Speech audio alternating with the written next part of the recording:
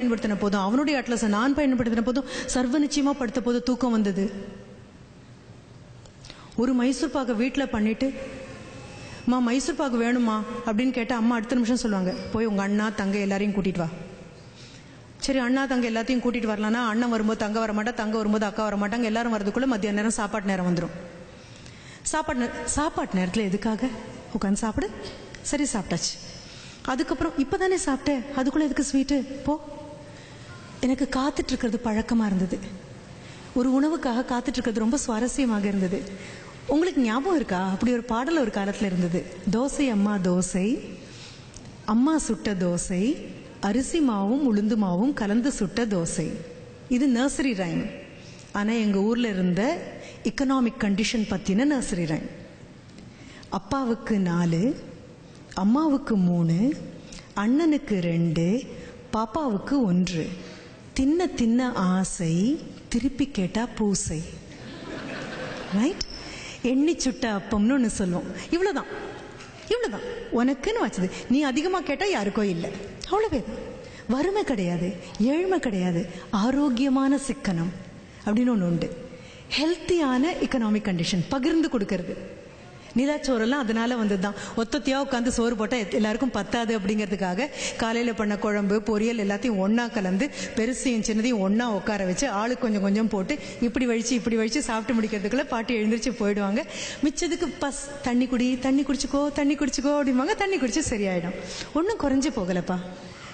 இந்த சிக்கனத்தை சொல்லிக் கொடுக்க மறந்துட்டோம். ஒரு பொருளை அப்போ அந்த கையில் வச்சுக்கிட்டு அந்த மைசூர் பாக்கை வச்சுட்டு உட்காந்துட்டு இருக்கும்போது அம்மா கேட்பாங்க, அதான் வேணும்னு கேட்டு எத்தனை நேரமாக நச்சிட்டே இருந்த, திங்க வேண்டியது தானே அப்படிம்பாங்க. நான் சொன்ன பதில் எனக்கு இன்னும் ஞாபகம் இருக்கு. தின்னா தீந்து போயிடுமே. ரைட்? ஆனால் இப்போ என்ன பண்ணுறேன், பாக்ஸ் ஃபுல் ஆஃப் ஸ்வீட்டை வாங்கிட்டு வந்து என் ஒத்த குழந்தைகிட்ட கொடுக்குறேன். அது தான் தின்னு துப்பி கீழே போட்டு பிசுக்கி அடித்து எல்லாம் பண்ணி முடிக்கும்போது திகட்ட வாழ்க்கையை கொடுத்தீங்கன்னா திதிப்புன்னா தெரியாமல் போயிடும். திதிப்பு தெரியணும்னா திகட்டக்கூடாது. எங்கேயாவது நான் வறுமை சொல்லவே இல்லை உங்களுக்கெல்லாம். நான் என்ன சொல்றேன்னு புரியுது. புரியாத மாதிரி பாவனை வேணா பண்ணலாமே தவிர புரிஞ்சு தொலைக்குது. என்ன பண்ணலாம்? புரியுது.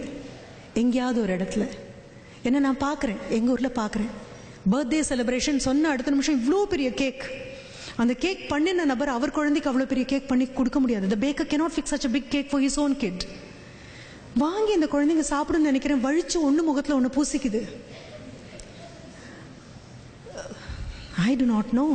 நான் அப்போ அந்த பையன்கிட்ட சிரிச்சுட்டே கேட்டேன், ஐயோ கேக் எடுத்து முகத்தில் பூசிக்கிறேன், நாளைக்கு காலையில் பிரேக்ஃபாஸ்ட்டுக்கு என்னடா ஃபேர் அண்ட் லவ்லியா?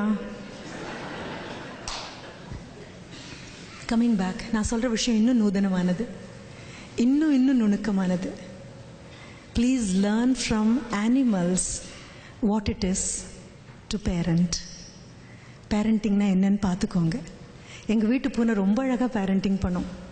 4 குட்டி போட்டுட்டு முதல்ல போய் வேட்டையாடி எலியை கொண்டு வந்து கொடுக்கும். இந்த 4 குட்டியில் ஏதோ ஒன்று போய் சாப்பிடும். அதுக்கப்புறம் 2வது தடவை வேட்டைக்கு போகும், பாதி கொன்று எலியை கொண்டு வந்து கொடுக்கும். 3வது தடவை வேட்டைக்கு கூட்டிகிட்டு போகும். 4வது தடவை விட்டுட்டு வந்துடும். வளர்ந்த குழந்தையை தூக்கி இடுப்பில் வச்சுக்கிட்டு கீழே இறக்கி விட முடியாமல் செல்லோன்னு கொஞ்சறது எவ்வளவு மோசமோ அவ்வளோ மோசம். பேரண்டிங்னா எங்கே கோடு போடுறது அப்படின்னு தெரியாமல் கஷ்டமாக தான் இருக்கும். இதனுடைய எக்ஸ்டென்ஷனாக வரக்கூடியது தான் இறுக்கி என் பையனை திட்டாதீங்கன்னு சொல்லக்கூடிய அம்மாக்கள் தான் விட்டு கொடுக்க முடியாத மாமியார்களாக மாறக்கூடிய அவலம் ஏற்படும். என் பையன் சொல்ல ப்ளீஸ், பெரிய விஷயம், படித்துக்கொள்ள வேண்டிய பெரிய விஷயம், ரொம்ப பெரிய விஷயம். இல்லைன்னா விழுந்துருவோம்ப்பா. எத்தனை நாளைக்கு தான் விகடன்லேயும் குமுதத்துலேயும் கல்கையிலையும் எல்லாத்துலேயும் மாமியாரும் மருமகளும் அடிச்சுக்கிற மாதிரி ஜோக் போட்டு சிரித்து கேவலப்படுத்துவாங்க நம்மளை. அடுத்த ஒரு வரி சொல்கிறோம், எவ்வளோ பார்த்து வளர்த்த பையன் தெரியுமா, வந்து மயக்கிட்டே போயிட்டா.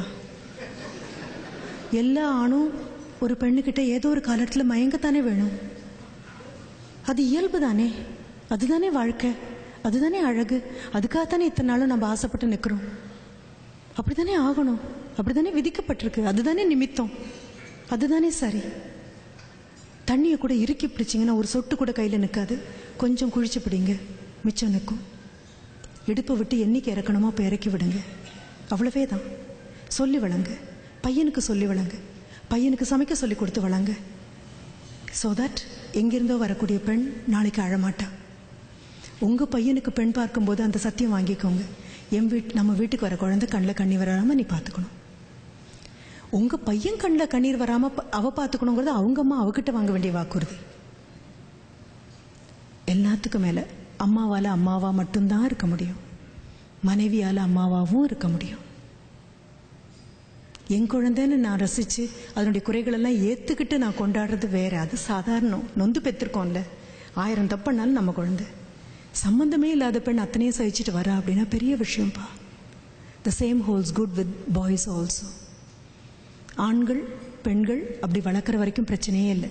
நான் சிரிச்சிட்டே தான் ஸ்டூடெண்ட்ஸ் கிட்ட சொன்னேன், ஆண்கள் ஆண்களாக இருப்பதற்கு பெண்கள் அனுமதிப்பது ஒன்றே தான் காரணம். பெண்கள் அனுமதிக்காவிட்டால் ஆண்கள் என்றோ மனிதர்களாக மாறியிருப்பார்கள்.